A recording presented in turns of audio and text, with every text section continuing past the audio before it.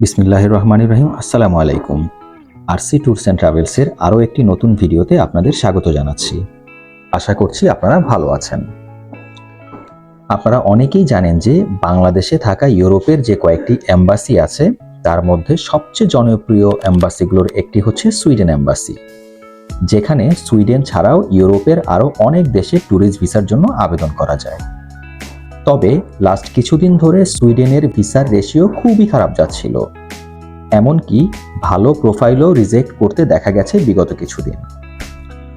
তবে প্রতিটি দেশে ভ্রমণের ক্ষেত্রে সঠিক সময় এবং সঠিক ইভেন্ট মাথায় রাখতে হয়। সুইডেনের ক্ষেত্রেও সেই সঠিক সময়টি হতে পারে উইন্টার বা শীতকাল, কারণ শীতে সেখানে প্রচুর ট্যুরিস্ট যায়। এমনকি তারাও এই সময়টায় কিছুটা ওপেন থাকে ভিসা ইস্যুর ক্ষেত্রে।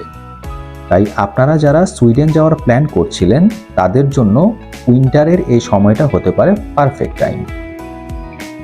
এই সময় একদিকে থাকে তাদের শীতকালীন ছুটি, অন্যদিকে খুব আকর্ষণীয় কিছু ট্যুরিস্ট স্পট এই শীতকালকে কেন্দ্র করেই ওপেন হয়।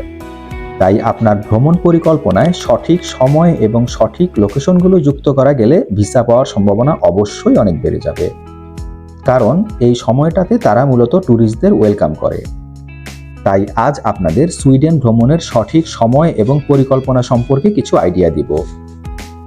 সুইডেনে শীতকাল শুরু হয় মূলত ডিসেম্বর থেকে এবং তা কন্টিনিউ থাকে এপ্রিল পর্যন্ত। তাই এই সময়ের মধ্যে ভ্রমণ পরিকল্পনা করা সবচেয়ে বুদ্ধিমানের কাজ।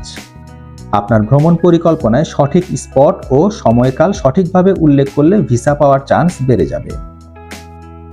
সুইডেনে খুবই জনপ্রিয় একটি ইভেন্ট হচ্ছে হাস্কিং ডগ স্লেজিং। সুইডেনে খুব জনপ্রিয় একটি শীতকালীন ইভেন্ট হচ্ছে এটি একটি শীতকালীন অ্যাডভেঞ্চার, যেখানে একটি স্লেজ বা চাকাবিহীন ছোট গাড়ি যা টেনে নিয়ে চলে বিশেষ ধরনের কুকুর যেমন হাস্কি। এই স্লেজটিতে সাধারণত 4টি থেকে 8টি পর্যন্ত কুকুর থাকে এবং এগুলি বরফে ঢাকা পথে খুব দ্রুত চলতে পারে। এই ধরনের স্লেজিং সাধারণত বরফ বা তুষারময় এলাকায় করা হয়, যেখানে স্লেজটি খুব সহজেই চলতে পারে। ট্যুরিস্টরা এই অভিজ্ঞতা নিতে গিয়ে হাস্কি কুকুরদের সাথে একটা বন্ধুত্ব গড়ে তোলে এবং স্লেজ চালানোর সময় তাদের সঙ্গে সমন্বয় করতে হয়। এটি একটি অত্যন্ত জনপ্রিয় শীতকালীন কার্যকলাপ, বিশেষ করে সুইডেনে।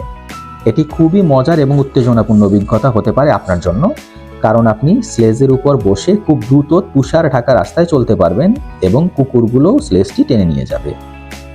এই অভিজ্ঞতা সাধারণত ডিসেম্বর থেকে এপ্রিল পর্যন্ত পাওয়া যায়, তবে সবচেয়ে ভালো অভিজ্ঞতা পাওয়া যায় জানুয়ারি থেকে মার্চ মাসে, যখন বরফের স্তর সবচেয়ে বেশি এবং শীতল পরিবেশ থাকে।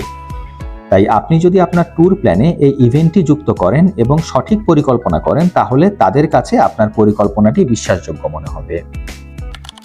আইস হোটেল, এটা হচ্ছে সুইডেনের আরেকটি তুমুল জনপ্রিয় শীতকালীন ইভেন্ট। আইস হোটেল হলো একটি বিশেষ ধরনের হোটেল যা সম্পূর্ণ বরফ এবং তুষার দিয়ে তৈরি হয়। সুইডেনের কিরুনা শহরের কাছে জুক্কাস জার্ভি গ্রামে পৃথিবীর প্রথম আইস হোটেলটি প্রতিষ্ঠিত হয় এবং এটি প্রতি বছর শীতকালে তৈরি করা হয়।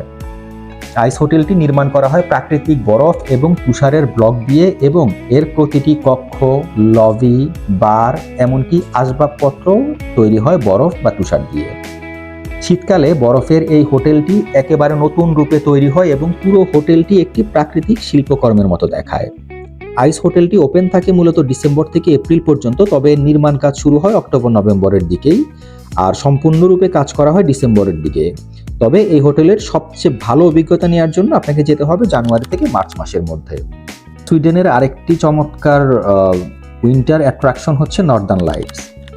এই দৃশ্যটি দেখতে হলে আপনাকে সেপ্টেম্বর থেকে মার্চ মাসকেই উপযুক্ত সময় হিসেবে নিতে হবে, তবে সবচেয়ে বেশি স্পষ্ট দেখা যায় বা প্রবল আভাটা দেখা যায় হচ্ছে ডিসেম্বর থেকে ফেব্রুয়ারি মাসে। এছাড়া রয়েছে স্নো শু হাইকিং। স্নো শু হাইকিং শীতকালে বিশেষ করে ডিসেম্বর থেকে মার্চ মাস পর্যন্ত উপভোগ করা যায়, যখন বরফে হাঁটা সবচেয়ে সহজ এবং মজাদার। এর বাইরে রয়েছে সুইডিশ হিমালয় ট্রেইল। এই ধরনের ট্রেকিং শীতকালে বিশেষ করে ডিসেম্বর থেকে মার্চ মাস পর্যন্ত করা যায়, তবে সবচেয়ে নিরাপদ সময় হচ্ছে জানুয়ারি থেকে ফেব্রুয়ারির মধ্যে। এছাড়া রয়েছে আইস ফিশিং। আইস ফিশিং সাধারণত জানুয়ারি থেকে মার্চ মাস পর্যন্ত করা যায়, কারণ এই সময় হ্রদগুলো ভালোভাবে জমে থাকে এবং মাছ ধরার জন্য উপযুক্ত পরিবেশ তৈরি হয়। এর পাশাপাশি রয়েছে সফট স্নো সাফারি। এটাও হচ্ছে একটি শীতকালীন কার্যকলাপ, বিশেষ করে ডিসেম্বর থেকে মার্চ পর্যন্ত করা যেতে পারে, যখন স্নো মোবাইল চালানোর জন্য সঠিক পরিবেশ তৈরি হয়। তাহলে সুইডেনে শীতকালীন কার্যকলাপের জন্য সবচেয়ে উপযুক্ত সময় আমরা বলতে পারি ডিসেম্বর থেকে মার্চ মাস। তাই আপনার সুইডেন ভ্রমণ পরিকল্পনা যদি এই সময়টাকে কেন্দ্র করে করা যায় এবং সঠিক ইভেন্টগুলো উল্লেখ করা যায়, তাহলে আপনার পরিকল্পনা হবে বাস্তব ভিত্তিক এবং বিশ্বাসযোগ্য।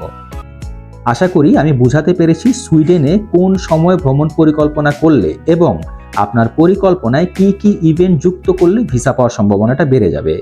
এছাড়া এটাও ধারণা পেয়েছেন যে কোন সময়টায় মূলত সুইডেনের ভিসা রেশিও খুব ভালো থাকে।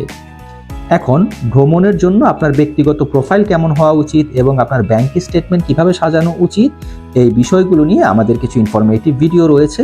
সেই ভিডিওগুলো দেখলে আশা করি আপনারা বিস্তারিত ধারণা পেয়ে যাবেন। এছাড়া আমরা সুইডেন সহ আরও অনেক দেশের ট্যুরিস্ট ভিসা ফাইল প্রসেসিং করে থাকি। তাই আপনার ভ্রমণ ভিসা ফাইল তৈরি করতে এবং সঠিক পরামর্শ পেতে চলে আসুন আমাদের অফিসে। অফিসের ঠিকানা এবং মোবাইল নাম্বার স্ক্রিনে দেওয়া আছে। পাশাপাশি আমাদের অন্যান্য প্রয়োজনীয় ভিডিওগুলো লিংক পেয়ে যাবেন এই ভিডিওর ডেসক্রিপশন বক্সে। আশা করি আজকের ভিডিওটি আপনাদের ভালো লেগেছে। নতুন নতুন আরও ভিডিও পেতে এবং ট্যুরিস্ট ভিসা সম্পর্কে গুরুত্বপূর্ণ তথ্য পেতে এখনই আমাদের চ্যানেলটি সাবস্ক্রাইব করুন। আর কোনো প্রশ্ন থাকলে লিখে ফেলুন কমেন্ট বক্সে। এছাড়া ভিডিওটি শেয়ার করতে পারেন আপনার প্রিয়জনের সাথে। আজ এ পর্যন্তই। সবাই অনেক অনেক ভালো থাকবেন। আল্লাহ হাফেজ।